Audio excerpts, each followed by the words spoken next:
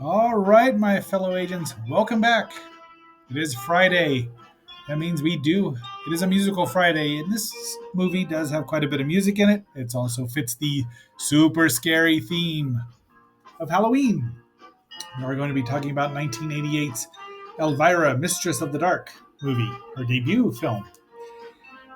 But before we get too much further into it, please like, share, subscribe, leave a comment. Let me know what you think about Elvira. I've actually met her once, way back in the past, and she was as nice as could be for being as frazzled and tired as she must have been at San Diego Comic Con. But she was very kind to me, and she does have a connection with Zenorama because I gave her and probably her husband at the time a copy of one of my early issues, the long gone, except for those few people that have them not hand printed, but handmade ones, and then printed it, quick copy in El Cajon, California.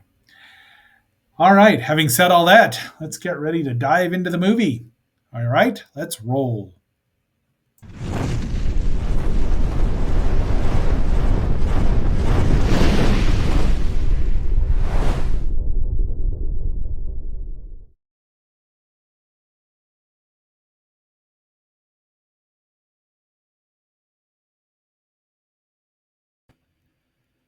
Okay, so we start out with a shot from a movie that should be very familiar to regular viewers of the channel, but let's find out what it's from. There she is. It's Beulah. It conquered the world. So we're just going through this, but what a beautiful print this was. I do love this movie. I'm not gonna lie. So she's on air, apparently live, which just is asking for trouble. But since we do this program, this particular podcast, live, so to speak, I appreciate it.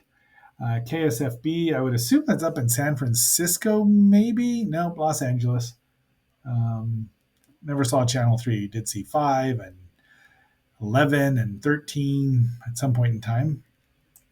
But there she is saying unpleasant dreams. And they're getting this off so they can get the news on, which is also very much would not happen. The news would have its own separate stage. But this is pretty much how she got started. Although, again, I don't know. Vampira sued Elvira, as you know, and then didn't show up, so she didn't win for copyright infringement. Which, I mean, there's only so much you can do as a mistress of the dark. I don't think Vampira was especially, as comedically inclined as Elvira. Cassandra Peterson plays Elvira, was a member of the Groundlings, so we've got a lot of them in the movie as well, and just great fun. I enjoyed this movie. I've seen it a couple of times. This is the first time I've watched it in maybe 2 decades. I really enjoyed it, and since paying attention to it, a lot of humor I've missed in the past, but her delivery is great. I mean, yeah, it's over the top, but she is. So she's meeting with the new producer. I don't know if that's Billy Joe Bob or whoever. He makes a pass at her. She flattens him right on, apparently live on air, which would be awesome to watch. I really miss, stuff like that happening. There's her manager or her agent, Manny. They're all named Manny. And there is Pee Wee was supposed to be in this movie. It was released September 30th, 1988. I did not see it in the theater. I saw it on videotape and then on television, and now from the Internet Archive, which is this gorgeous print. It runs 96 minutes. It did not make its budget back of $7.5 million, which is sad because it's worth it. It's probably become what people would erroneously call a cult film. But, there's all of these great movies. Well, Great Giant Leeches comes into play later on. Crawling Hand, Diet Pepsi, and Pee Wee Herman. Now, Pee Wee was supposed to be in this movie since she appeared in his, as we've discussed. I say you let me have him first. I say let him go. But Manny says, she wants to open up in Las Vegas. She gets a postcard. So here's the plot is where she's got to go back to Falwell, Massachusetts for her great aunt Morgana and to get her inheritance. So off she goes. She has a daydream about getting lots of money, Bob Barker and everything. Guy, you gotta love it. She's listening to AM radio, 1988, because he's got this great old cat. I would assume that's a Cadillac, but great looking car. And you get to hear her the first song, which is called it's called "Once Bitten, Twice Shy," which is not the "Once Bitten, Twice Shy" that everybody knows, but it's a little well, it's very much studio oriented, big booming '80s drums. Anyway, she gets pulled over for speeding. There's all of her speeding tickets. She stops at Merle's service. There's Susan Kellerman. Oh, I was thinking she was Sally. That's where I got it confused. You've seen her in other things. You've seen everyone in these. And then Jeff Conaway, Kenickie from Grease, and in the Taxi movie, does a great job. I believe he's the late Jeff Conaway now, because really good actor. Yeah, 2011. Geez, he was young, 60 years old. Ugh, I don't like seeing that, but did a great job as Kenickie, and he does a great job here. He's kind of sleazy. And I thought this was Stephen King for a minute, but it's not. I don't even remember what his radio station, who he is. Edie McClurg, you would remember her if you've watched WKRP in Cincinnati as Herb's wife. And then she's got a memorable scene, probably the funniest scene in Planes, Trains, and Automobiles. That's all I'm going to say about that. Go look it up if you want to watch it. So they make sure to show off Cassandra or Elvira's cleavage. Now, if she's 5 feet tall, I'd be surprised. She's a very petite woman, very nice. Like I said, I stood next to her. And she's small, and she has said herself, "This is all an illusion." It's Hollywood, but this movie makes her look like she's about 8 feet tall on occasion. So she doesn't put the nozzle away, and it runs, blows up the guy. Merle was not very kind to her. Nobody cares. Then she's leaving Kansas, and now she's in Falwell. Sorry, Frog, it is Kansas. Falwell, Massachusetts, a decent community. Population 1313. That's Mockingbird Lane, where the Munsters live. James probably Signorelli, maybe Signorelli. I don't know what else he's done. Let's see if I can find out real fast here. Superfly, Saturday Night Live, film producer, concert in Central Park, producer only. Yeah, he hasn't done too much. That's a selected filmography. Produced many of the commercials for which the show is noted. So segment producer in SNL. So yeah, it's a well-directed movie. It's a very predictable, but she's so charismatic. Obviously, if you're a male, it's hard to it's hard to take your eyes off her. But she's also very funny, and her timing is great. There's Edie in her first appearance. There's that car she has. The hood's been demolished and the engine's blown up. So she goes to River's garage. I'm surprised they didn't go with Beaver's garage, but there's River himself. And I just like that. She's got Misfits, Anthrax. I can't tell if that's the Cure or not. Suicidal Tendencies. Yeah, she's cool. Like I said, she's only 71. Very young still. And that's the granddaughter of this old harpy and her patient who puts up with way too much grandfather. She makes who is that? I want to say that is Robin. Makes her lug Elvira's luggage around to the, what do we call this? The Cozy Cot Motel. No vacancy, even though it said vacancy. But so the kids like her. The teenage boys like her a lot. There's old Jeff Conaway. Jeff Conaway. Okay, so the reason I say that way is because in my high school we had a Jeff Conaway, and one of my friends just thought that was the funniest thing. He had a twin in Greece. They make a pass at her. She pours beer on their lap. Normally I'd get on her. I'd chastise her for wasting beer, but this was probably Coors, so who cares? That probably wasn't Coors. Might have been Bud. But again, who cares? There's her rival, Patty. That's Susan Kellerman. And her love interest is Bob there as Daniel Green, who is the buffest thing. Geez, but So that's who's out to get Elvira. There's the lawyer. Elvira shows up, and there's the villain of the piece, great uncle Vincent Talbot. Now, if you can't figure out who he's named after, well, it was supposed to. They offered the role to Vincent Price, who declined it due to the body humor, because she gets hit in the head once, and they said it. And Bob says, "Is your head okay?" And she says, "I've never had any complaints." I wish I'd have left the subtitles on a little before I did. So, great Uncle Vincent has employed, let's see, Travis and Bill, who are, Bill's a moron, and there's great Aunt Morgana's home, which of course looks a lot like 1313 Mockingbird Place. And great Uncle Vincent wants the cookbook. So yet again, another movie with a book in it. A cookbook. So there's Algonquin, who's also been left to Elvira. She gives him a new look, an improved look, and he's Vincent there has offered her $50 for the book, and they can't find it because Gonk there, now she calls him Gonk, has hidden it, and Gonk does not like Uncle Vincent. Mirror, mirror on the wall. She scares the boys, and they fall off the ladder because they're taking pictures of her. It's like she'd care. She'd probably have posed for him if they'd have asked her.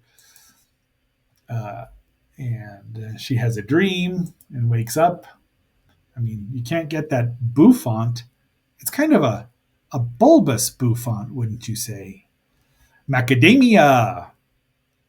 And if you haven't heard of the vestibules, go look them up on YouTube. She's having her morning coffee, and the boys have all decided to help clean up the house while she's painting. Robin yells at her soon-to-be boyfriend, and I think that's Randy or Sean or Bo. Take your pick. Doesn't really matter, does it?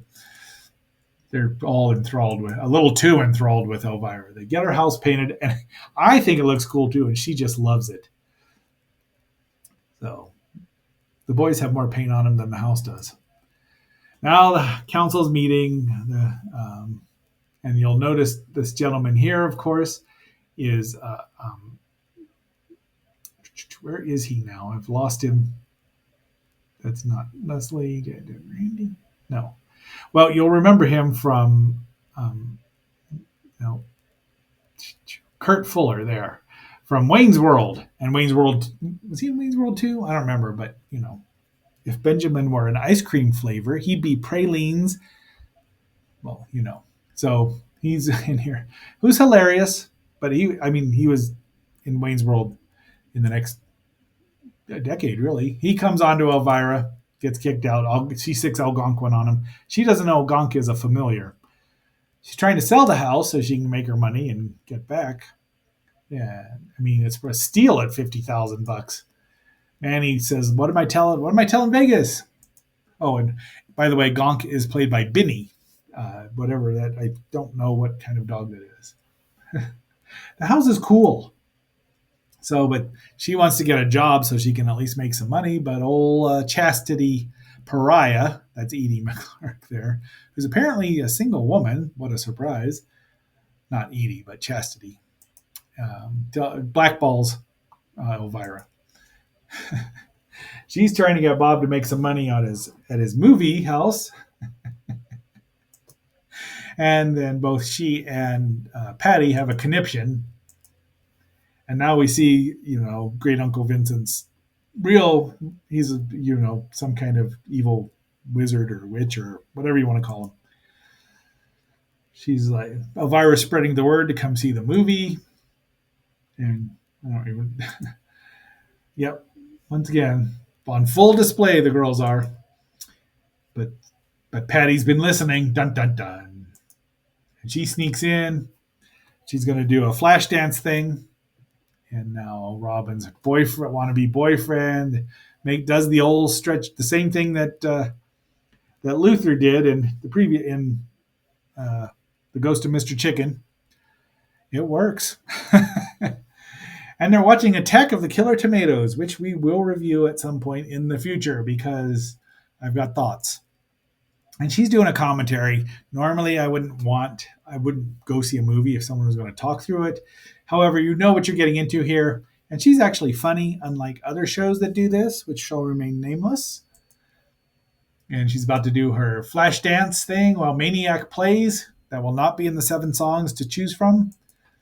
And Patty has put Tar in there. Tarzan feathers her. There's a nice shot of the house, the colors of the house, and Elvira is on a tear. I mean, and Robin and well, let's just say Sean are listening to it, and of course Bob's there, and the kids leave. They Robin gets the hint, and the kids leave, but these two can't figure out. Bob's shy, I guess, won't make a move. She keeps and she finds the cookbook as she creeps closer. He wants to get some food, so she's going to make him a rest, something out of the cookbook. She doesn't realize what it really is. Adraka Kazorov. So that's, Trimanzul, Zul. I mean, geez, can't even read this language. So, yet again, there's another, the book. So she decides that it doesn't quite smell right, so she puts cheese whiz on it and then chips on top of it, probably Tostitos or my favorite, nacho cheese Doritos. It's soup, which I say a lot still. Conjured up. Guess what comes out of it? This thing. We don't know what it is. They get it back in there, put it down the disposal, and get messy. So the subs are on now because this is where I restarted it. Gonk grabs the book and runs upstairs, and there's there's Morgana's, stuff. There's an app and a note, so we get the flashback. Diddly diddly diddly. And yes, her power didn't. So she tells her why that great uncle Vincent wants the book, the Pick and Save orphanage. I think that's where they dropped off the penguin too, right?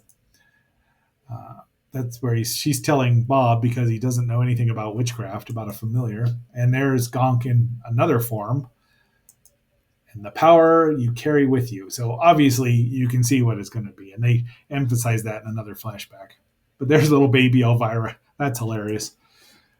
She decides to get money because she sees the word moolah here. That'll make money. It conjures a snake, which then explodes. And now we have the hush, hush, don't you dare say a word. That'll be the Pistolantes Falwell Morality Club annual picnic. Really should have played that song here, or at least a clip of it. Yeah, it's a country song. Yeah, I can play it. In G, I don't use the capo. So Elvira whips up the same thing because she wants him to get startled, to say the least. Just drops off there running out. That's her running away clandestinely. And Edie is so good in this role. I mean, just so Bob shows up and they feed. Everyone eats it, and it instead of the creature coming out, it works more of like an aphrodisiac. So the song is getting played. I Put a Spell on You by Screamin' Jay Hawkins. I may or may not include that because that seems like a shoe-in to win for anyone who votes. But yeah, everyone goes at it. Brown chicka brown cow, even a little old lady. Yeah, Leslie's wife is going after him, turning him into a salty pretzel while she's waiting to be speared with man mustard. But great Uncle Vincent shows up and quotes the Wicked Witch of the West. So, and now they're trying to figure out what happened, and then they don't even realize. And great Uncle Vincent spills the beans, says she's a witch. She's a witch, so they arrest her. No due process. They arrest Gonk. And she tells Bob to get the book to help her out. The kids go to have their own plan to rescue her. Gonk's whining. They're going to burn him too, or her. They're going to burn Gonk. They're going to kill a dog. Well, it was a familiar. Now, real witches, if they were a real witch, fire is not going to bother them too much. So, okay. So they knock out Bob and they get the book. There's Jeff Conaway being sinister. Kaniki gone wrong. Gonk turns into a mouse, and the kids fall into the adjoining jail cell. How convenient. Edith Strict, yes, the real name of the church lady. Gonk frees him, but you can see Gonk's in a different form again. Not the poodle Gonk, but the I don't know what that thing's called. Burn the witch. I liked it. I thought this was funny. There's a little bit of Attack of the Killer, that airplane style of humor, which Attack of the Killer Tomatoes predates by several years, and it has a lot of the same similar humor. But this was very funny. Bob realizes that Patty's not a nice person. You carry the power with you, right there by the ring. And even Gonk's like, "It's the ring, you dope." She zaps the sky. It starts to rain, puts out the fire. The lunar eclipse is where Great Uncle Vincent can take over. Now he's looking for a killer. He calls them swine because they're trying to cozy up to him because they're suck ups, and he turns them all into pigs. I'm assuming they got turned back with, well, she has Gonk sick him. He throws Gonk into the trash can. Says very odd. J.K. Rowling must have watched this words, and ends up with her ring because she flings it. She's trying to do something cool and flings it to him. She goes into the Rambo phase, which I'm sure is just a way to show her with her gazongas and a big gun. It was worth a shot. This reminds me very much of that last one of the, toward the end of Equinox. Coincidence? You decide. The lunar eclipse is about to happen, but she throws her shoe and it impales him in the skull and makes his spell go awry. Better than using Expelliarmus apparently. Grabs him, she chops his hand off. So we get a little gore here. It's turned into an actual horror movie. Well, yeah, kind of horror movie, at least a dark fantasy movie. So it's not just a comedy, unlike The Ghost of Mr. Chicken, which is just a comedy. Sorry. What are we up to here? Let's see how far we're. 20 minutes here. So we're heading that way. Guess what hand she chopped off, what it has on. And he's belching fire like a cut rate Godzilla. And he's about to kill her. She gets the ring back, blocks it, and he goes back to wherever he's going, wherever he's consigned to, whatever underworld. Probably something horrific. One can only hope. And that's her mom. I think that's her mom. The house burns, of course. Looks horrible. And she doesn't know what to do, but the town's like, okay. And she says, "I'm leaving, but we don't want you to go." And finally, Leslie grows a set, tells the bag to shut up. And the car is running. Turns out Uncle Vincent left her. She's the only survivor of the family, and he left her a sizable inheritance. Didn't think that went through now, did he? So off we go to Vegas. We get plus Shecky Green. That's, she does this a song and dance here called, what is it? It's Here I Am. There's a spider there for you, frog. So you get 2 shout outs. I mean, she's a good singer. She sings a song. Man, he's happy. But she just left. Did she leave Bob? Unpleasant dreams. And in loving memory of Robert Allen Redding, which was the man. Let's see. Benny was a temperamental poodle, apparently. Let's see. Let's see. Bob was named after him because he passed away before he could, in 1986, age-related death of Robert Redding.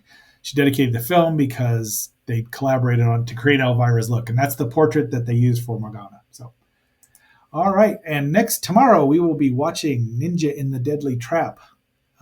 Not a Shaw movie, but it might as well be. So, my fellow agents, be that as it may, this is X7 signing off and phasing out.